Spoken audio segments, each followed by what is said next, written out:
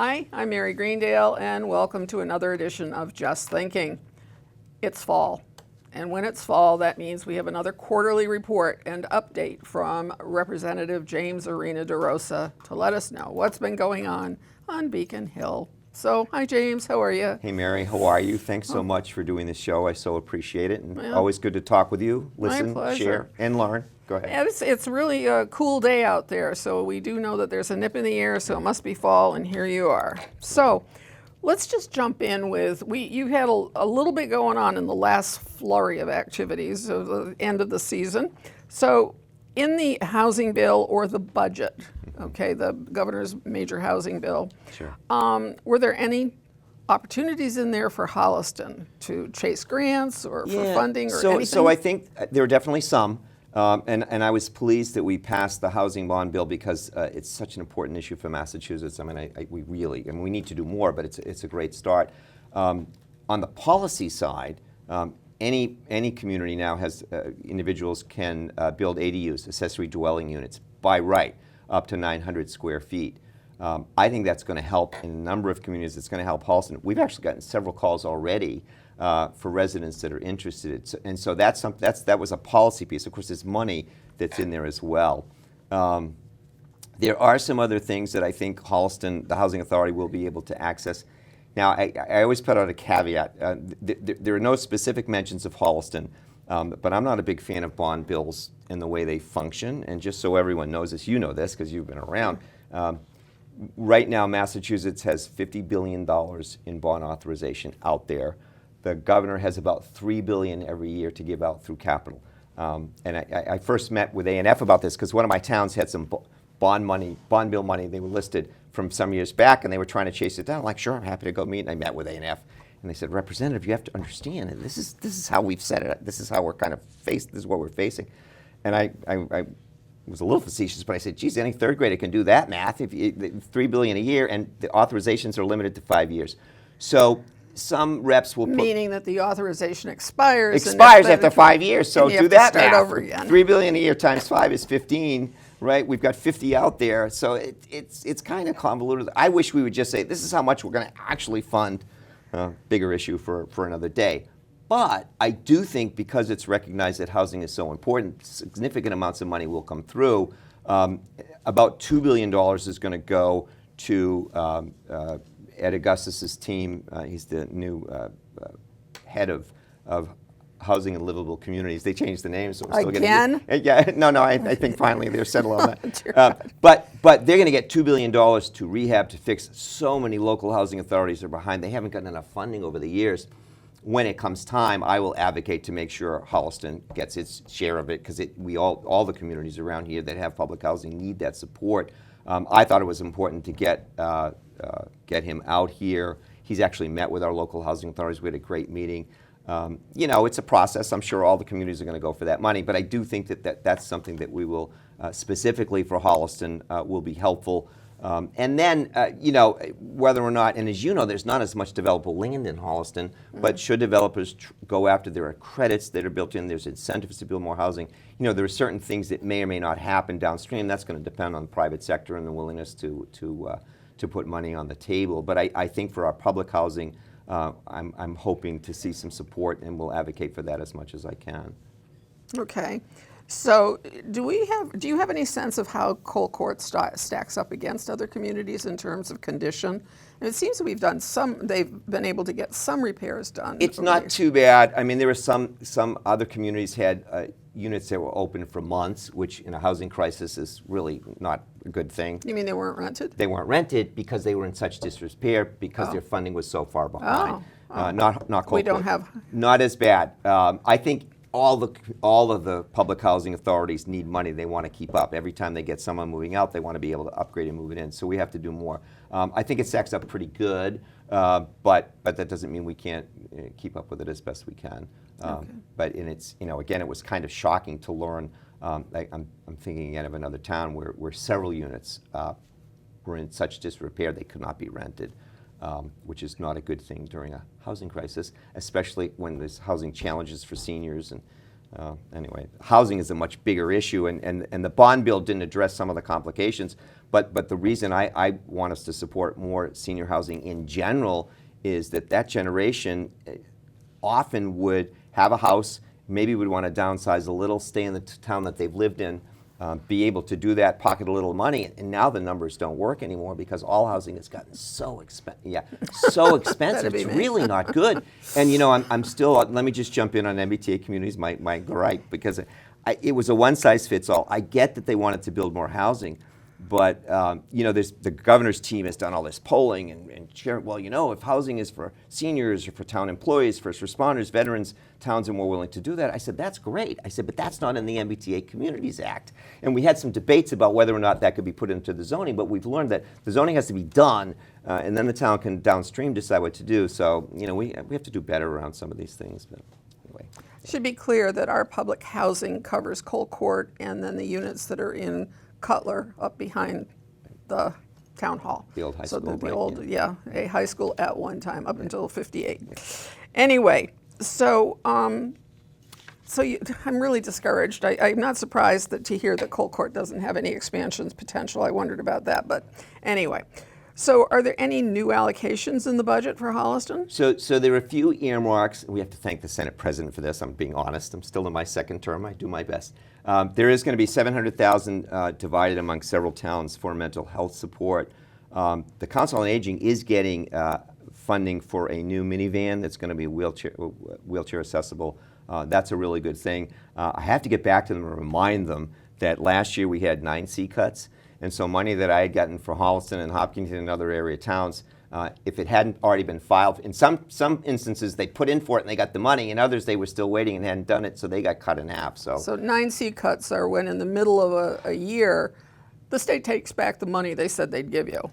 And the legislature has no power of authority to change that. Does. It's a gubernatorial decision, so it's a little frustrating. And given the scope and scale of the budget, I thought it was impolitic, but another issue.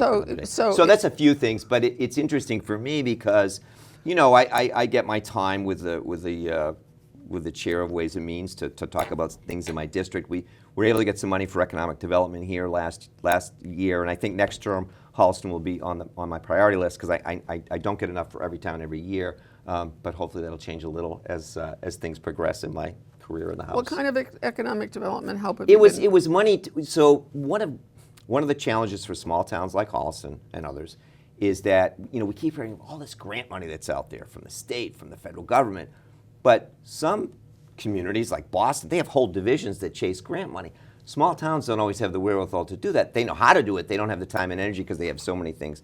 So we put a little money to help Holliston hire staffing. I think there's other things in her portfolio, but it's giving more time for small towns to chase those grants. I actually talked to the new person who's Melanie. I talked to her, but I also talked in Boston when more money was coming through. I talked with the state about, here we go again. We're doing all this money to support state-federal relations. I said, but small towns don't always have the capacity. What about money for capacity to even do it in the first place? And they're working on it a little bit, which is good. Yeah, that's been a chronic issue. The thing about public money for economic development is that it can only be spent on public projects.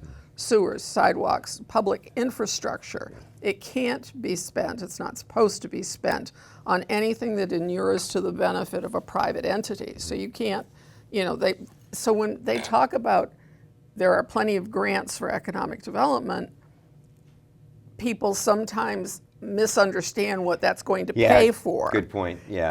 And it's really only talking about the public infrastructure. Right. We will build it, right, and they will come, right, okay? In Holliston's case, the we will build it should be wastewater treatment facilities for our industrial projects. That should be the only thing, and this is my personal opinion, but I've been adamant about it for years. It should be the only thing we focus on when it comes to economic development at this moment if we want to see significant change. That doesn't mean that there aren't 1,000 other little things, including some zoning and changing in rules and that kind of stuff that have to happen. But that's for the biggest bang, that's what needs to happen. So if money does come through for economic development, and there is the opportunity to chase it, we need to be prepared with what would we ask for, because the first thing they say is, what's your plan?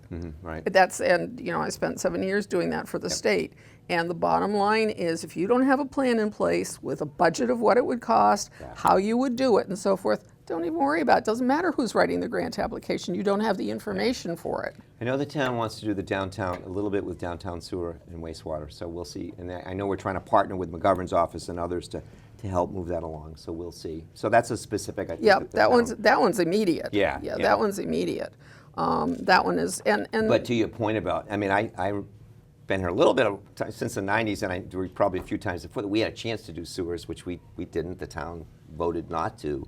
And there's a trade-off in there, but that would have helped our well, I'm going to put you in touch with the Holliston history, the 300th history, where we covered how we ended up not having sewers. Yeah. Because it really wasn't all that simple. The reason we didn't end up with the big project was because of the state. The state changed the rules. Interesting. And when they decided that we had to keep the effluent after it was all processed in Holliston. Now, which I know we tried it 2 or 3 times. Right, this is the 96 to 2003. Got it. Okay, so by 2000 they were saying, no, you cannot put that water out into the Medway system or out into the Charles River system or whatever.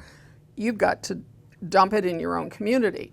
But we couldn't find very many sites where we could dump water because we're so darn wet normally. Of course, droughts help. But at any rate, we have so many wetlands, we couldn't find sites. The couple of sites that we did find, one is now the community farm, and the other one over on, if I remember correctly, it was Marshall Street. Carl Damagello would know this the best. But whatever, was really, I mean, the neighborhood was, appalled at the idea that they were going to have some sort of facility over there. They are really a non-issue. If you go to the town of Weston, they have a facility for their downtown that is in the downtown in a greenhouse. And that is where there is, or at least there was, a lunchroom there. It is that clean, it is that not smelly and so forth. It's in their downtown in a greenhouse. So it can be done. Interesting. But everybody just shuts down at the idea of having a wastewater facility. You hear the concept and you panic rather than my property values. What does it really mean? Yeah. So I'd love to look at that. That'd be great. But anyway, dig out your history book and look up the page on sewers. Chapter 3, if I remember correctly. Anyway, so this year, how would you rank is there anything else that we've got before I jump into the No, you want to talk about satisfaction and frustration? Sure, happy to talk about that. Yeah, what's your biggest satisfaction? And I think, correct me if I'm wrong, I think you wanted to talk me as an individual, but then also just sort of our legislative body. So let's start with the individual. So as an individual legislator, first of all, I get great satisfaction from really, and I knew this was part of the job, but we have helped so many individuals with casework, like hundreds. I think we track it. It's like 600. I mean, which is unbelievable when you think about it. But helping people navigate the unemployment system, or issues with mass health, or issues with some of the state laws, it's a really important part of the work that we do. Jeff Myers, who's on my staff, is just amazing and helps me with a lot of that. I feel really good about that. I think it's just such a base part of what we have to do and will continue to do. In terms of, I was pleased, it's funny when I ran, and I think I did it on your show, but I know I did it on a few, and people said, well, if you could pass one piece of legislation, what would it be? I said, I would pass universal school meals for kids. And of course, people have been working on it, but it did pass in this last session. Very happy with that. And it certainly helps all children make sure they get nutrition for breakfast and lunch, depending on how schools are set up. But it also saves parents up to $1,200 a year, no matter where their kids are in the system and whether they were previously were eligible or not eligible. I think it's a good thing all around. Hungry kids can't learn. It's one of those long-term things that, back to my time with Obama and USDA, I'd been working on. So I was really happy with that, which is great. Kind of the flip side of my personal, still on the personal side, frustration is that, look, no one's perfect. No agency's perfect. We all make mistakes. Paperwork gets lost. Something happens. Somebody hits a snag. We're happy to help them navigate the system. However, when there are systemic problems with an agency that keep cropping up, I'm a little frustrated that nothing is done to change it. And I'll give you a specific example. So during COVID, there was a lot of fraud with unemployment. I don't know if they got access to Social Security numbers or just sort of randomly started filing them, and there were hundreds of cases where the state had fraudulent claims for unemployment insurance. Okay, fast forward to today. So now, if you happen to something, your business closes or something happens or life changes and you get laid off from your job, if you file for unemployment, we have had a number of cases, this has gone on for 2 years now, where people are calling my office and saying, gee, this is taking a lot longer than I thought. They told me that my number had been compromised and now I'm under this fraud review and it's taking forever. That is really frustrating to me because I don't understand why, okay, it happened again. Why isn't somebody saying, hey, we have a systemic issue here. We've got all these unemployment now. And I get why the state's worried because there was fraudulent claim before. Why aren't we taking all those numbers with the fraudulent claims and back-checking or slowly clearing them? But the state's not doing that. The state's waiting until someone is unemployed and files. So I don't know. Any of us our number could be on, someone could have used fraudulently because people weren't informed about it when it happened because it wasn't their fault. They didn't do anything wrong. So that kind of, that bothers me. Sort of, why aren't we dealing with a systemic issue? Things happen all the time, but when something comes up again and again and again, that's kind of frustrating to me. So that's probably one of my, and then some larger issues. Do you want me to just jump in? Now let me just ask you a question with that one. So is it at all, you know how a town has their free cash and so you have something that comes up and you just really, you have to be able to address it? Is there nothing in the system that says, somebody over at that agency needs to get 2 extra people part-time or full-time just to go in and troubleshoot on this and so it's not, but I don't think there is. I've never been. Well, I don't know if there's an official pressure to do it, but we've been pushing and saying, every time we get one of these calls, we know now the people that are dealing with it and we're pushing them, but I'm also trying to get the higher-ups to say, hey, this is a systemic issue that we need to deal with, and so far they're not, and that's a frustration connected to my satisfaction. Sure. Well, no, I understand that, and constituent services, people don't understand or don't expect or anticipate how much a House or a Senate seat representative, how much they get requests. I don't want to say off the wall, but really drastic things like I need a bed for a suicidal 7-year-old on a Friday night. Okay, happened to me. So that's, Yep, so sure. it's like they don't understand. It's not just little paper pushing kinds of problems. It can be life and death kinds of problems. Absolutely. Connecting them to the right agency, getting them what they need. No, it's such a critical part of the work. And I don't understand, and I'm not criticizing others, but we're there almost all the time. I see this as a full-time job. I don't know how people do it. I guess they rely on their staffs, but it's one thing to follow up on a call in a day or 2 or 3. We try to get back to people, but if something's sitting for a week or 2 and that you can't do that. We try to do certainly not with the senator that I worked with. we try to do the best we can, getting right back to people, and and I always prioritize communication from constituents. It's a little frustrating because now you can auto send email, and we get them from all over the state on every issue, and I always try to traffic. Like, if it's someone local who needs help, we're getting right on it. And doing the best we can. Yeah, they do mass mailings to all legislative seats. All the time. And I don't mind if it's from our constituents that say, hey, James, I really care about this. That's fine. And I'll say, here's where I am on this issue, or I'd like to learn more, or I'll meet with you. That if it's one of our constituents, it's fine. But when you get them from all over, it's like, geez, okay. Yeah. All right. Do you want me to jump to the broader? The legislature. If you listen to WGBH on the radio, they have been lambasting the legislature for how little it did. Waited to the end. The Globe too. And it's been like a whoa. It's been a challenging time. So let's start with the positive because we did get some things done. We did pass the housing bill, which I think is huge. It is the biggest challenge that we are facing as a state. So I'm really pleased that we passed that. As one of our most important issues. I think we need to continue to do more on that.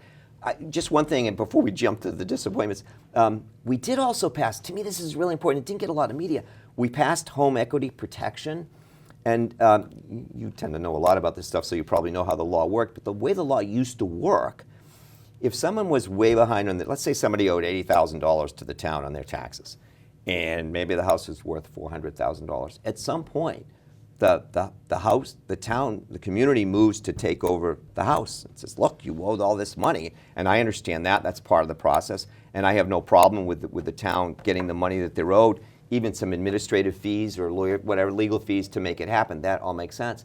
But up until now, the way it worked, the community could keep the entire amount of money. So people that had put in time and energy and equity into a house, if you owed $80,000, even if there was like another 25 in fees or whatever, they would also lose the $300,000. The town, the community. I didn't know that. Yeah. So to me, it was that like optional? What you mean whether or not Discretionary at a local level. whether or not towns could pursue it? Yeah. I don't think they were forced to, but a lot of them did it because we got calls from people who were foreclosed and they lost their entire equity, which to me was just a basic fairness issue. I was like, oh my goodness, why don't we just change that? And we did. So so some good things happened, but some big things were left out. And the biggest, so we didn't pass the climate bill, and here's what I don't understand.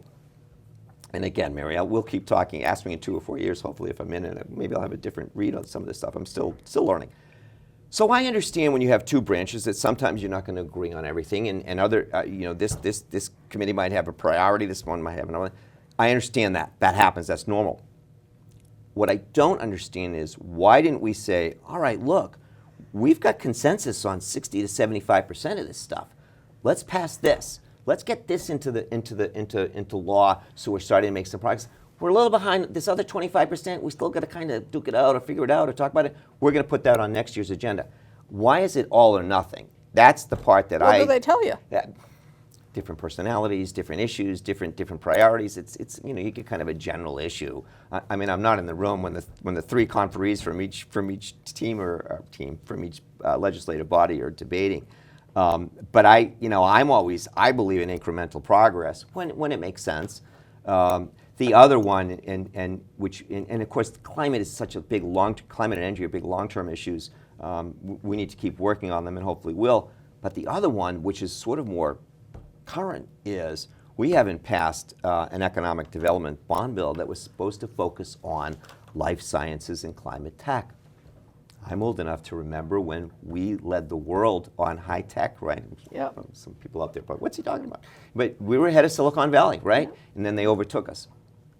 Right now, we are leading the world, among the world leaders around life sciences, right? It's a great place to be. But we're not going to keep it forever if we don't continue to partner and work with that part of the economy, especially around things like, the next big leap is biomanufacturing. Well, it's gotten so expensive for lab space and space in places like Cambridge and Water. I mean, it's out of control. They can't make money anymore. But I don't want them to move to North Carolina. I mean, come to Metro West. We have empty space where a lot of tech businesses moved on, and other places out here where they could invest and still make a profit. But we could be helping with some of that. And so that bill not passing, and hopefully we may get called back. I mean, we may have a special session. Things can get passed during informal session, but if there's money or bonding attached to it, it has to be a formal session. I'm at the ready. If we get called in, I will certainly be there. And part of that economic development bill is climate tech. Again, talk about wanting to be on the leading edge. I mean, these are evolving industries. We want to be up there with everyone else, or at least competing with everyone else.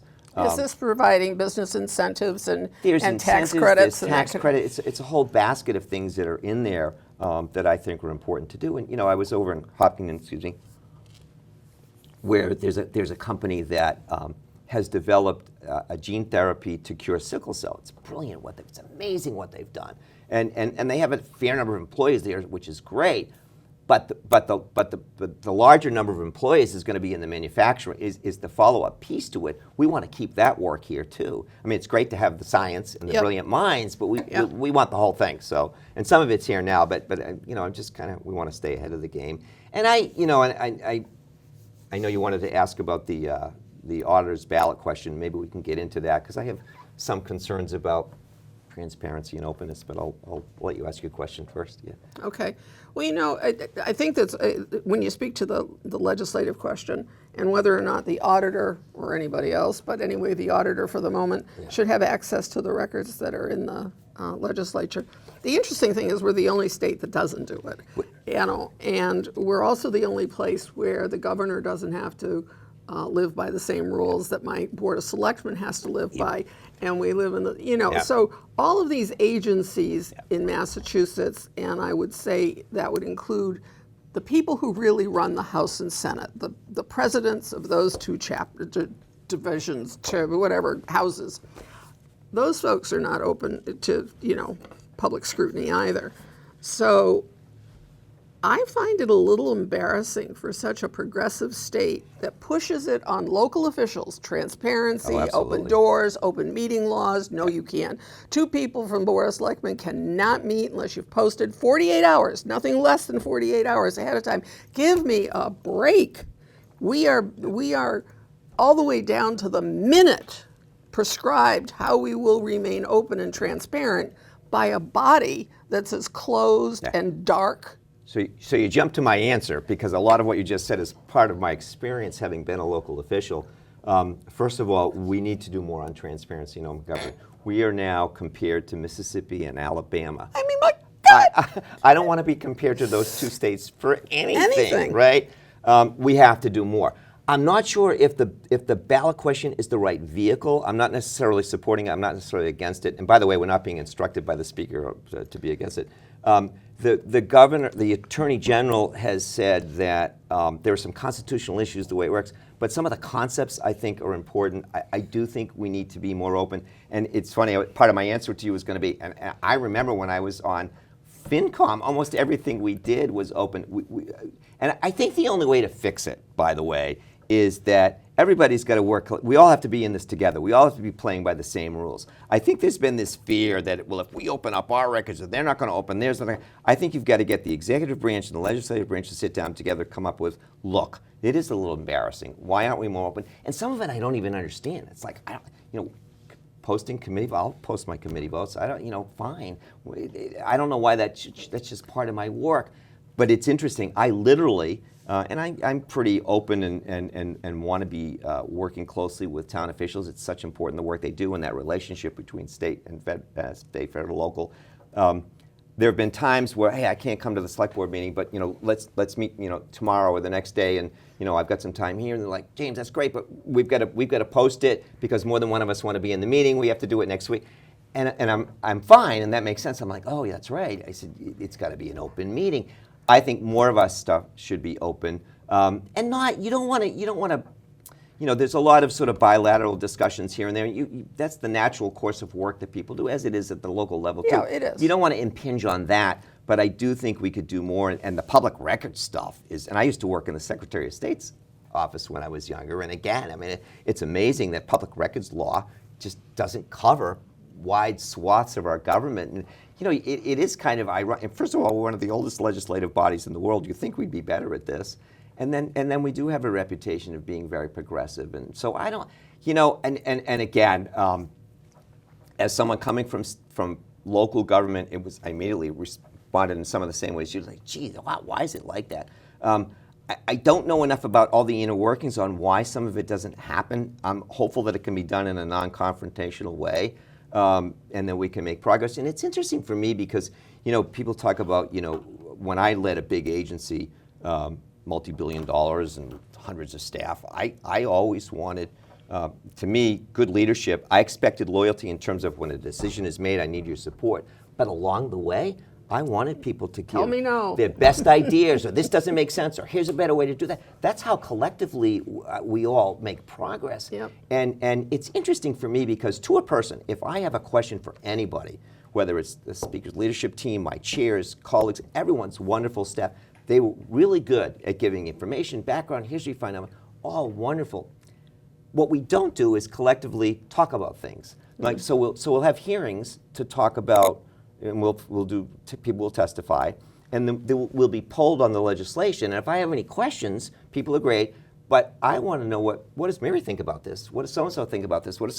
We don't get that, and that was to me just such a natural part. It's not negative, it's not undermining leadership, it's not confrontational. It gives you better collective answers as you move an organization or a state forward. So, and again, I haven't been there long enough to know exactly why some of these things, and maybe it's just no one's tried, or maybe we just all have to sit down and say, all right, deep breath, let's figure this out in a way that's constructive. That's not going to undermine tradition. And let me just throw one thing on in the order, because the pieces of it that I'm not sure make sense. So, we're a democratically elected body. I have to stand up when I'm sworn in and say who I'm going to vote for speaker. The speaker then assigns chairs. That's the prerogative of the speaker.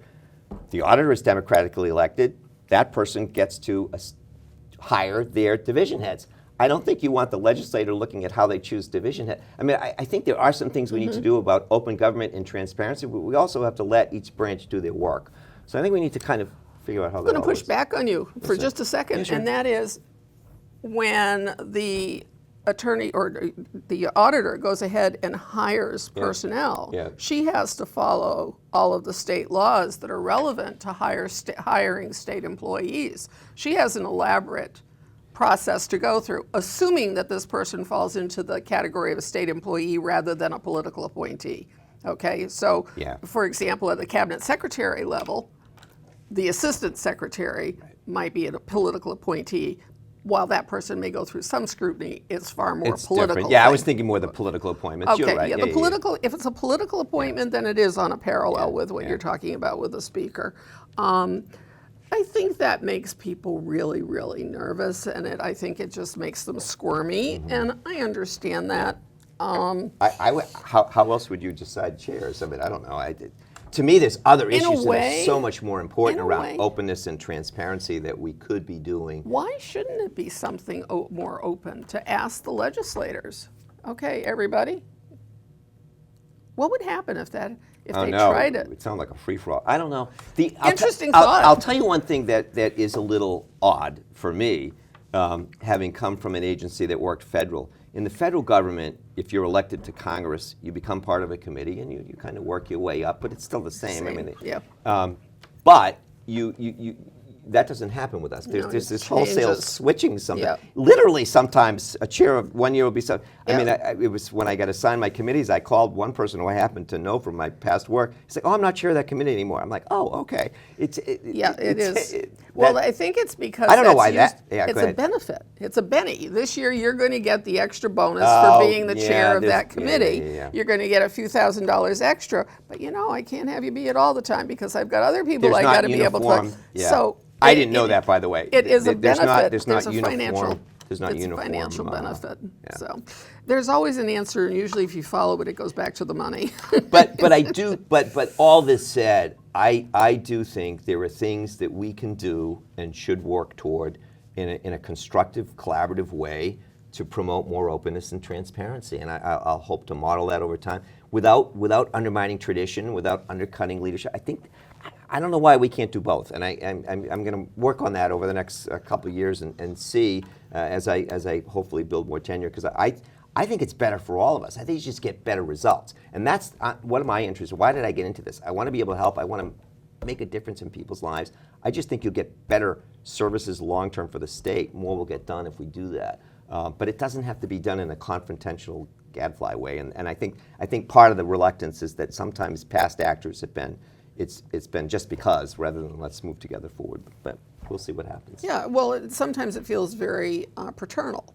It is just because I said so. It is that kind of thing, and or maternal in the case of a senior officer that's a woman. And then the opposition similarly can be against something just because, rather than sort of a justifiable reasons. Yeah. So we'll see, but hopefully there's been enough. Hopefully they're all reading and listening too, and. God, they've barely been skewered this year. I get calls on it. James, look, it is a little embarrassing. I'd like us to get more done. I want us to get more done as a legislature. And the 5-month summer vacation. I mean, woohoo! Not me. I'm there several days a week and out in the district. It's just how I see the job, and I don't want to criticize others, but I'm still working 60, 70 hours a week. I do enjoy it. It's hard, but it's a challenge, and I like connecting with my community and working with my communities, I should say, and working with folks, and hopefully we'll continue to make progress. And I get a lot of good ideas from the community, too.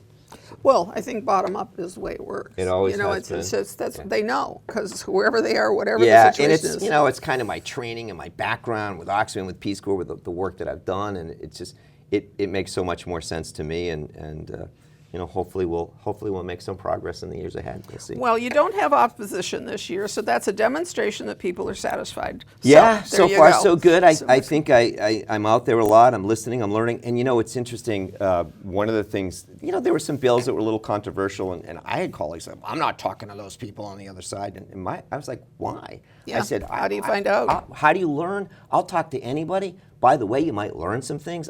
There were some big bills that I learned a few things and talked to the chairs like, hey, can we think about this? Can we think about that? I'm always willing. And the reality is, I know there's people on the extremes in each party, but most people are in the middle. They might lean one way or the other, but most people are kind of in the middle. They want things to be. They want to take care of people. They want to move things forward. They want it to make sense. Yep. I still say progressive values, but common sense solutions. It's always kind of been the way I am, and so far so good. But yeah, no opposition this time around. But I'm just going to keep working hard and staying out there. So. All right. Well, it's good to talk to you again. We'll see you in December. I will. All right. Sounds good. All right. So that's it for today. Thank you very much for joining us. We'll catch you the next time.